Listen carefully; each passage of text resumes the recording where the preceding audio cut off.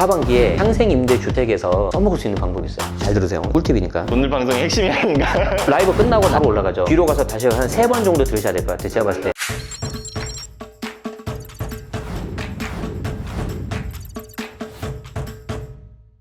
하반기 부동산 시장 전망 제가 이제 조금 이제 약보합세 정도 뭐 이렇게 전망을 해주셨는데 좀 전망을 좀 어떻게 할 수 있을까요? 하반기는? 저도 이제 뭐 투자를 하고 있고 주택임대 사업자이고 아무래도 이제 시장에서 참여를 하고 있는 플레이어이기 때문에 계속해서 이제 관심 갖고 좀 보고 있는데, 사실 올해 초만 하더라도 이게 워낙 수급 상황이 안 좋으니까 하락할 요인이 없다 이렇게 좀 생각을 했거든요. 지금도 그 생각에는 변함이 없어요. 그런데 한 가지 변수가 수급을 심리가 넘어설 것 같다. 예, 좀 그 말씀을 좀 드리고 싶어요. 1년 전, 작년 초 정도 생각을 해보면 분위기가 완전히 바뀌었잖아요. 네, 완전 180도 바뀌었죠. 뭔가 고점에 대한 인식 플러스 피로도, 아무래도 부담을 좀 가지시는 것 같고요. 그리고 지금 뭐 집값뿐만 아니라 전반적으로 물가도 많이 오르고 분위기가 좀 안 좋으니까 아무래도 상대적으로 위축될 수밖에 없죠.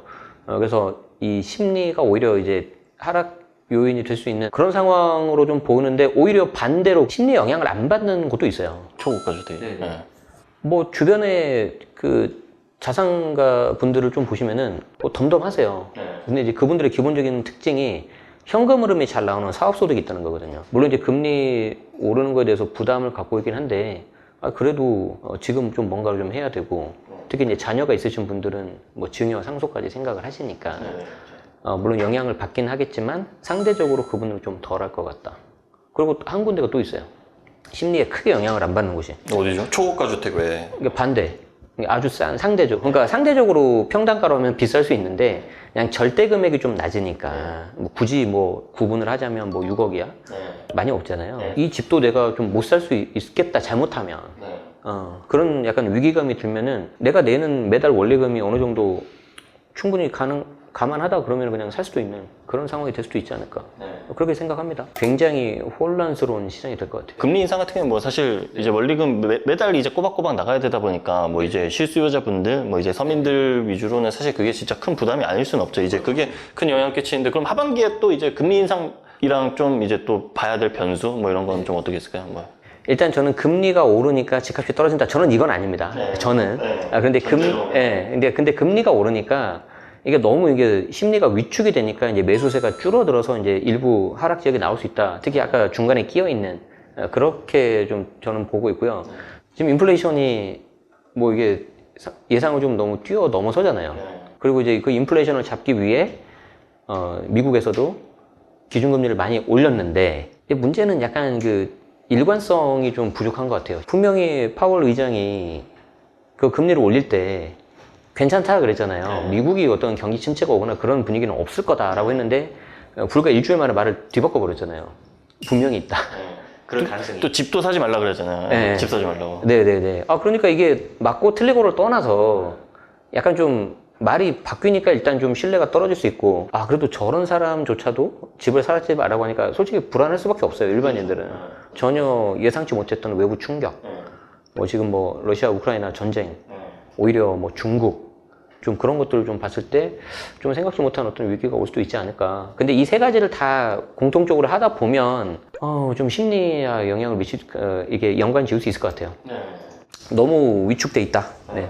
뭐 일단 또 이제 또 세금 쪽에서 또 가장 관심 있는 걸 좀 얘기를 해보면 좋을 것 같은데, 먼저 이 상등 임대인 제도를 볼 수 있을 것 같은데, 좀 이 정책을 좀 어떻게 봐야 될까요? 딱 두 가지가 떠올라요 지금. 하나는 빚 좋은 개살구, 빚 좋은 개살구.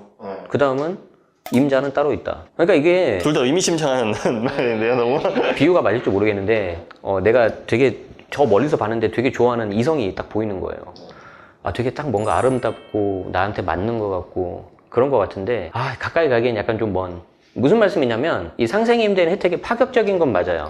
왜냐하면 비과세를 받기 위한 거주 요건도 면제해줬죠. 1세대 1주택 12억 넘었을 때 고가주택인 경우에 장기보유 특별공제, 그게 이제 표 2라고 하는데 최대 80%까지 받을 수 있는 거거든요. 거기에 대한 거주 요건도 없애버렸잖아요. 근데 그 두 가지 요건을 전부 다 없애져 버렸기 때문에 굉장히 파격적인 혜택이 맞긴 맞는데, 막상 이거를 내가 쓰려고 봤더니 이게 빚 좋은 개살구인 거예요. 내가 만약에 주택임대 사업자예요. 집이 세 채가 있어요. A, B, C가 있는데 이 A, B, C 중에서 내가 C주택에 대해서 비과세를 받고 싶어요. 근데 거주를 안 했어요. 그러면은 이번 기회에 상생임대주택 요건을 갖추면 비과세를 받을 수는 있어요. 근데 문제는 이걸 받으려면 다 처분해야 돼요. A, B 주택을 A, B 처분하고 C주택도 처분을 해야 돼요. 자, 그렇기 때문에 비과세를 받을 수 있는 건 좋은데 보편적으로 보자면은 지금 같은 시기에 이 세 채를 없애려면 최소 3, 4년이 걸린단 말이에요. 3, 4년 후에 내가 이 지금 A, B, C 정도 되는 걸 다시 산다고 생각을 해보세요. 지금 현재 정책에서 가장 걸리는 게 뭐예요? 취득세잖아요. 다시 8%, 12% 내야 되는데. 그리고 여기 있는 집값도 계속 좀 오를 가능성도 있거나 아니면 비슷할 가능성이 있어요. 맞죠? 그럼 돈이 더 들어가요, 그만큼.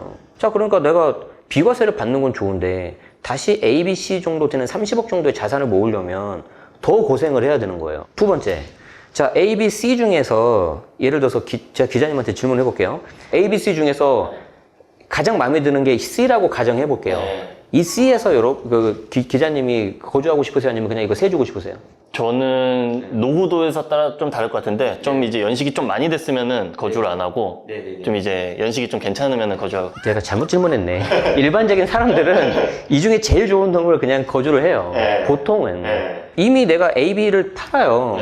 그리고 C주택 남은 상태에서 1주택 비과세 받으면 돼요. 상생임대주택 할 필요가 없는 거예요. 이미 그렇게 거주를 하고 있으니까. 맞잖아요. 주택수가 더 많으신 분도 있어요. 어떤 분? 주택임대 사업자. 이분들 같은 경우는 다 없애야 돼요. 이번에 기재부에서 신문 10답을 냈잖아요. 하도 질문이 많이 나오니까. 자, 그래서 직전 임대차 계약 1년 6개월을 해야 되고 그 다음 상생 임대차 계약을 2년을 해야 된단 말이에요. 자, 그런데 임차인이 사정이 있어서 상생 임대차 계약 중에 중간에 나가버렸다. 이거 어떻게 할 건데? 그런 경우는 뭐 해결이 어떻게 돼요? 최종 법령이 통과가 되고 관련된 예규나 해석이 좀 나와야 될 것 같아요. 아, 이런 거 진짜 애매하네요. 그렇죠. 뭐 합리적으로 뭐 뭔가 대안을 줄 거라고 생각은 하지만 우리 입장에서는 활용하기 좀 불안하다. 그럼 다주택자들 입장에서 약간 어떻게 되죠? 제가 오늘 좀 말이 빠르죠. 왜냐하면 좀 정보를 좀 많이 드리고 싶어서 오랜만에 왔으니까. 그래서 이제 뭐 다주택자들 입장에서는 약간 좀 아쉬운 게 있을 수 있는데 그나마 이걸 써먹을 수 있는 방법이 있어요. 누구냐면 이제 0에서 1로 가는 사람. 0에서 1로요? 예. 아니면 지금 갖고 있는 거를 처분해버리고 갈아탈 사람. 자, 우리가 한번 상황을 한번 그려봅시다. 자, 부모가 있어요. 그리고 밑에 자녀가 있어요. 부모가 3주택을 가지고 있어요. 주택수가 많을 때 요즘에 힘든 게. 보유세가 많이 나오니까 힘들잖아요. 자, 그래서 내가 이거를 이제 처분을 해야 되는 거죠. 처분을 하려고 봤더니, 다 그래도 나쁘지 않아. A, B, C가. 그래서, 야, 이거 처분하면은 다시 이런 집 못 살 것 같은데, 그렇게 되는 거죠. 근데 보유세가 너무 많이 나오니까, 이제 버틸 거냐, 팔 거냐, 내년 5월 9일까지 양도세 중과 한시배제가 들어가니까, 이제 고민되는 거죠. 지금 실제로 이런 분들이 엄청 많죠. 엄청 많아요. 계산기 엄청 두드리고 있어요. 근데 진짜 빨리 움직이신 분들은 6월 1일 되기 전에 이미 작업을 마쳤어요. 네, 그때 이제 5월 대통령 이제 취임하고 이제 한 20일 정도 시간이 있을 때 그때. 그때 일부 판 경우도 있는데 판 경우가 아니라 증여를 해버려요. 그리고 그 증여를 할 때 부담부 증여를 시켜버려요. 그 채무를 집어넣어가지고. 채무를 집어넣어버리면은 전체 증여세가 아니라 증여세 일부가 양도세로 분산이 돼버리거든요. 더 좋은 게 뭐냐면 그 양도세는 증여하는 사람 부모가 내버려요. 수중자가 아니라. 그런데 하반기에 상생임대주택에서 써먹을 수 있는 방법이 있어요. 어떻게? 자, 이제 이거 잘 들으세요. 이거는 진짜 꿀팁이니까. 제가 생각을 해도. 이 부분이 제일 오늘 방송의 핵심이 아닌가. 부모님이 A, B, C를 가지고 있다고 그랬잖아요. 승교주택. 이 A, B, C 중에서 괜찮은 놈을 자녀한테 증여를 하는데 그냥 증여하는 게 아니라 부담부 증여하는 거예요. 부담부 증여를 하고 이번에 어떻게 하냐면 직전 임대차 계약 상태를 만드는 거예요. 직전 임대차 계약 상태. 자, 그러니까 여러분들이 상생임대주택을 만약에 쓰겠다라고 하면 5%가 중요한 게 아니라 직전 임대차 계약, 상생 임대차 계약 이 두 개를 맞추는 걸 이게 되게 중요해요. 직전 임대차 계약 자체가 준비가 안 돼 있어 버리면은 상생 임대 할 수가 없어요. 직전 임대차 계약을 할 때 중요한 건 뭐냐면 일단 임대인이 같아야 돼요. 임대인이 같아야 되고 해당 주택을 취득하고 나서 임차 계약을 맺어야 돼요. 예를 들어서 내가 C주택을 자녀한테 줘요.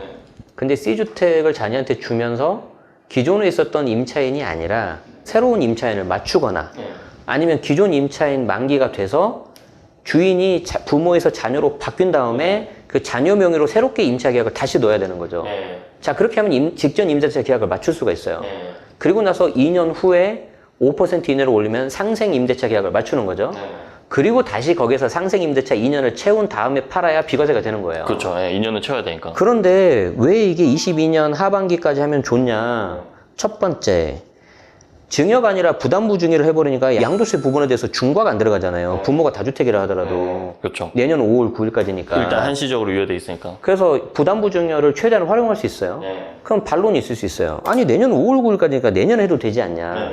그렇지 않은 게 지금 세금에서 뭐가 제일 중요하냐면 뭐 증여, 양도, 뭐 보유세 다 좋지만 제가 봤을 땐 제일 중요한 게 취득세예요. 취득세 다주택자 중과가 전혀 안 움직이고 있잖아요. 개인적으로는 가장 늦게 바뀔 것 같은데 이게 저는 다주택자들이 좀 움직이는데 지금 가장 큰 걸림돌을 생각을 하고 있거든요. 증여 취득세 같은 경우에 우리가 이제 물건을 내 명의로 가져올 때 일반적인 매매하면 유상거래잖아요. 그리고 증여를 받아버리면 무상거래잖아요. 유상거래는 지금도 실거래가로 들어가 버려요. 그런데 무상거래 같은 경우에는 시가표준액으로 들어가거든요. 그러니까 10억짜리 실거래가가 10억인데 시가표준액이 한 7억이라고 가정해보자고요. 그럼 취득세를 7억 정도 해서 낮출 수가 있었는데 23년 1월 1일부터 이 증여 취득세가 이제 시가 인정액이라는 걸 도입을 해요.